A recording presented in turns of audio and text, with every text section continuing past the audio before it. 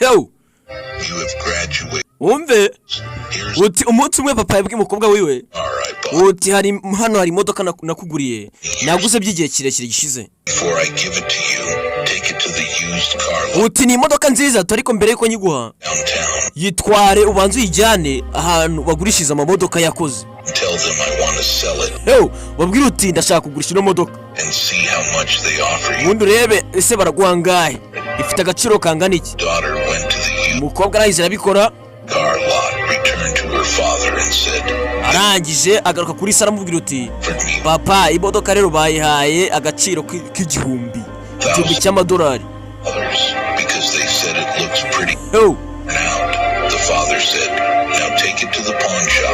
Papa arangije aramubwira uti noneho yitware kuri pawn shop ahandi ho kujya kuyigurishiriza ubundi urebe ese baraguhangaye. Umukobwa arangije ajyana imodoka agaruka abwira se uti papa noneho amafaranga bampaye bampaye $100 ryonyine.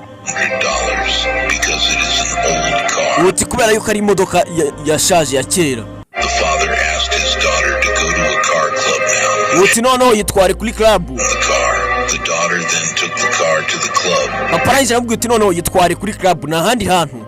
Umukobwa arangije atwara imodoka arayijyana aho handi ku mwanya wa gatatu sahandi hano ha gatatu.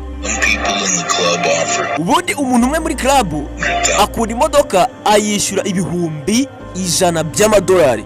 Yo, because it's a Nissan Skyline R34. It's an iconic car. Uti kubera yuko iyo modoka bayiboneye impamvu nyinshi zo kuyigura.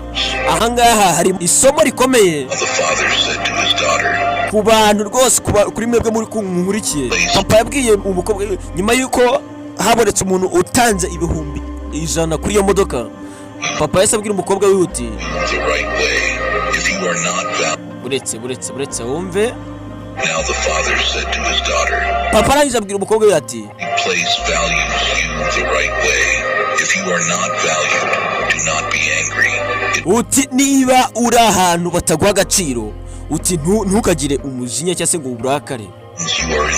Uti ahubwo bisobanuye yuko uri ahantu hatari ahanyaho. You are in the wrong place. Those who know your value are those who appreciate you. Uti abazi agaciro kawe nabo bagushima cyangwa se abazi umumaro ufite nabagushima. Uti buriya ntukaguma ahantu nta muntu ubona agaciro kawe cyangwa se icyo umaze agaciro kawe. Wumvishe isomo? Never stay in a place where no one sees your value. Uti ntukagume ahantu hahandi nta muntu ubona agaciro kawe. Wumve? Uti buriya ntago ari byiza kuguma ahantu nta muntu ubona agaciro kawe. Ugomba kugenda ahantu henshi hatandukanye ukareba se aho baguha agaciro ni hehe. Aho baguha agaciro niho ugomba kuguma. Buriya ntago ugomba kuguma ahantu hamwe, ugomba kugenda ukajya ahantu henshi. Uti ndetse buriya uti abaguha agaciro kugira ngo ubone abantu baguha agaciro ni abantu bagushima ibyo ukora. Niryo ryari isomo ry'umunsi yo nabateganyirije. Ndetse reka mbabwire ngo mukande subscribe kuri ino channel kuko ino channel niho hantu honyine musanga ibintu by'ubwenge, ibintu bibafasha mu buzima bwa buri munsi. Jye bibagezeho nitwa Joy B, ndabakunda cyane. Reka turebe ikindi kiganiro gikurikiyeho, ndetse mbibutsa kujya mukanda share kugira ngo tukomeze dukangure urubyiruko rwo muri ino minsi n'abasaza nabo nsigaye mbona ari hatari.